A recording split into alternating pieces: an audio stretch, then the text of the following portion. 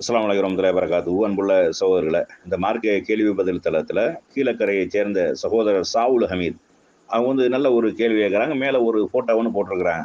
அதாவது ஒரு ஜமாத்து தொழுகை நடக்குது. முன்னாடி ஒருவர் நின்று இமாமாக நின்று தொழுக வைக்கிறாரு. பின்னாடி ஒரு ஆள் என்ன செய்றாரு, கரெக்டாக சப்புக்கு நேர காலு சேர்னுடைய பின்காலை போட்டு இவர் முன்னாடி நிற்கிறாரு. அப்போ சப்புனுடைய அந்த வரிசையில் என்ன செய்றாங்கன்னா இன்னொரு ஆள் நிற்கிறாங்க. இப்படி பார்க்கக்கூடிய நேரத்தில் 1, 2, 3 பேரும் தனித்தனியாக நிற்கிற மாதிரியான ஒரு தோற்றம் ஏற்படுது. இப்படி தொழுகலாமா? அவர் உட்கார்ந்து தான் தொழுக, சஜ்ஜதா செய்ய முடியாதுன்னா உட்கார்ந்து தொழுகலாம், பேசாமல் உட்கார்ந்து தொழுகிற வேண்டியதானே. இப்படி நின்று கொண்டு தொழுகிறோங்கிறது, முன்னாடி நிற்கிறாரு, பின்னாடி இருக்கக்கூடிய சப்பில் தனியாக ஆளுக்கு பின்னாடி நிற்கிற மாதிரி தெரியுது, 3 சப்பு மாதிரி தெரியுது அப்படிங்கிற மாதிரியான ஒரு கேள்வியை கேட்குறாங்க.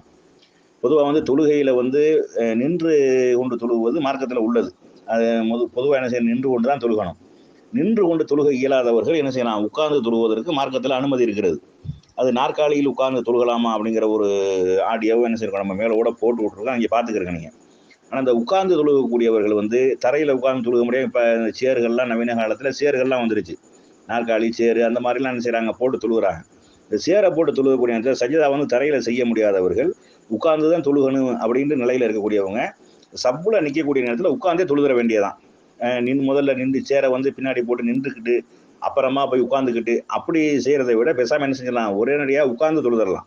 நீங்கள் தனியாக தொழுகக்கூடிய நேரத்தில் நீங்கள் நின்று கிராத்தை ஓதிட்டு அப்புறமா உட்கார்ந்து என்ன செய்யலாம், நீங்கள் ருக்கு சஜிதா செய்து கொள்ளலாம். நபி ஸல்லல்லாஹு அலைஹி வஸல்லம் அப்படி செஞ்சுருக்கிறாங்க. அவங்க நின்று கொண்டு என்ன செய்வாங்க, கிராத் ஓதுவாங்க, அப்புறம் உட்கார்ந்து கொண்டு என்ன செய்வாங்க, ருக்கு சஜிதா செய்வார்கள் அப்படிங்கிற செய்தி இருக்குது.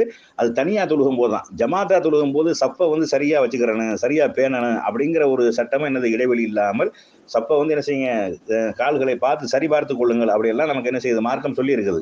இப்போ இப்படி பார்க்கக்கூடிய நேரத்தில் இப்போ 2 பேர் இப்படி நிற்கிறான்னு வைங்க, அந்த சேரில் உட்காந்து 2 பேர் இப்படி நிற்கிறாங்க, 4 பேர் அங்கிட்டு இங்கிட்டாங்கன்னா தனி சப்பாவாக போயிடும்.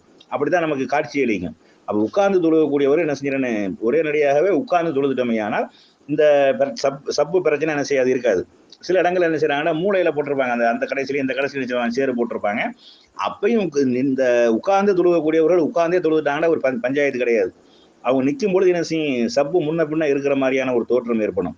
அந்த மாதிரி இருக்கக்கூடிய நேரத்தில் என்னது விகாரமாக தெரியும். அதை தவிர்க்க வேண்டும் என்றால் உட்கார்ந்து தொழுகக்கூடியவர்கள் பேசாமல் என்ன செஞ்சாங்க, சேர்லேயே உட்கார்ந்து தொழுதுட்டார்களே ஆனால் இந்த குழப்பம் பிரச்சனை இருக்காது. தனியாக தொழுகக்கூடிய நேரத்தில் எவ்வளவு நேரம் நின்று வேணாலும் என்ன செய்யுங்க, கிராத்தை ஓதுங்க. அதுக்கப்புறம் நீங்க என்ன செய்யலாம், உட்கார்ந்து தொழுது ருக்கு சுஜூது செய்து கொள்ளலாம்.